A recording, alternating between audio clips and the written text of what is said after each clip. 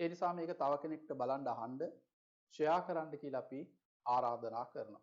ඔබ දන්නවා මේ වෙනකොට ලංකාව ඇතුලේ මීවන පලානේ කියන ඒ ස්වාමින් වහන්සේ ඇතුළු ගිහි පිරිසක් ලංකාවේ බුදුරජාන් වහන්සේ පහළ වුණා කියලා මතයක් අරගෙන ධර්ම විකෘතියක් සිද්ධ කරනවා. එතකොට මේකට බොහෝ තරුණයෝ හසු වෙනවා.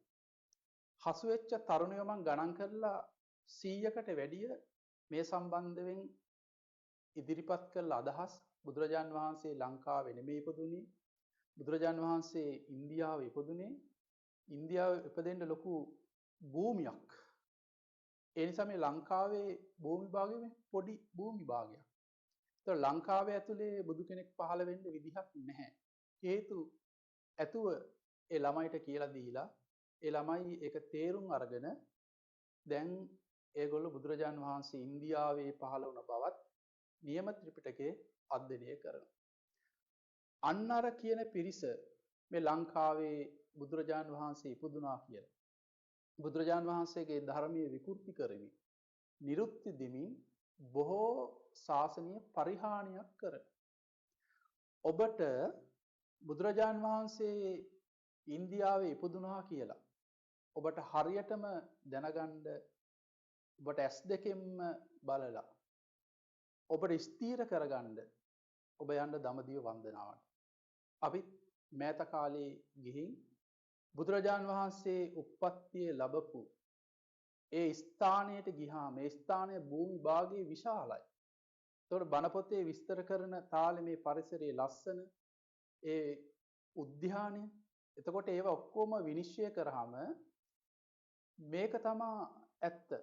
මේ වගේ භූමි භාගයක් තියෙන්න ඕනේ. මෙන්න මේ විදිහේ පරිසරයක තමයි සිද්ධාර්ථ මහ බෝසතාණන් වහන්සේ ඉපදුනේ කියලා අපට ඒක නිට්ටාවටම අපට තේරුම් ගන්න පුළුවන්. ඒ වගේ තමයි බුදුරජාන් වහන්සේ බුදු වුණ වජිරාසනය ළඟට බුද්ධගයාව ළඟට ගියාම පුදුම විදිහේ ලොකු ආකර්ෂණයක් එක්ක විමර්ශනය කරාම මේ ලංකාවේ බුදුරජාන් වහන්සේ ඉපදුනා කියන තැනයි එතනයි සංසන්දනය කරාම අපට හොඳට පැහැදිලිව පේනවා ඉන්දියාවේ බුදුරජාන් වහන්සේ පහළ වුණ බව. පිරිනුවන් මංචකය ළඟට ගියාමත් අපට මේගොල්ලෝ කියන මේ පිරිනුවන් මංචකයේ තැනයි ඒ භූමි භාගයයි ධර්මයේ තියෙන විදිහට අපි කල්පනා කරලා හොයලා බැලුවාම අපට හරියටම කියන්න පුළුවන් ඉන්දියාවේ බුදුරජාන් වහන්සේ ඉපදිලා බුදු වෙලා පිරිනුවම් පෑව බව. එතකොට මේගොල්ලෝ කියන මේ ලංකාවේ ඉපදීම බුදු වීම පිරිනුවම් පෑම කියන මේ තැන් ආස්පස වැරදි. කිසිම කෙනෙක් සාමාන්‍ය මිනිසෙක්වත් ඒ තැන්වල ඉපදෙන්නේ. ඒ නිසා බුදුරජාන් වහන්සේ උප්පත්තිය ලැබපු මේ ඉන්දියාව අපි දඹදිව වන්දනා ගියාම ඔබට බුදුරජාන් වහන්සේ දේශනා කළා තියෙන ධම්මචක්කපවත්තන සූත්‍රය, සතිපට්ඨාන සූත්‍රය මේ විශාල තැන් අපට විනිශ්චය කරන්න පුළුවන්.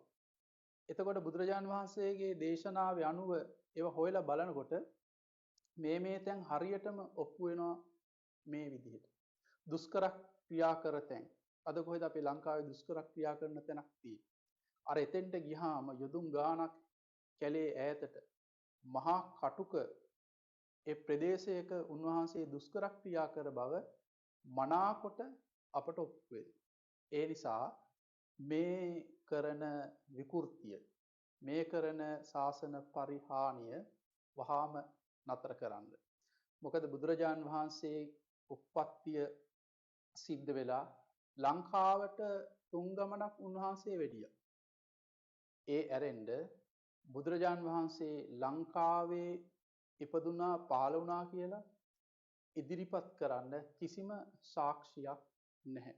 ඒ නසාර බුද්ධිමත් ස්වාමින් වහන්සේලාට බැනමින් මේ කරන ශාසන පරිහානිය ඔබ නතර කරලා සම්මා දිට්ඨිය ඇති කරගෙන ඔබ ඒ නිවැරදි දේ තේරුම් අරගෙන පිළි අරගෙන ඔබ නිවැරදි පුජ්‍යලයක් වෙන්න කියලා අපි ඔබට ආරාධනා කරන නැවත නැවතත් මේ කියන්නේ බුදුරජාන් වහන්සේ ඉපදුනා කියලා මේ යන නඩේ පස්සේ ඔබ යන්න එපා. මොකද ඔබ අනාථයෙක් බවට පත් වෙනවා.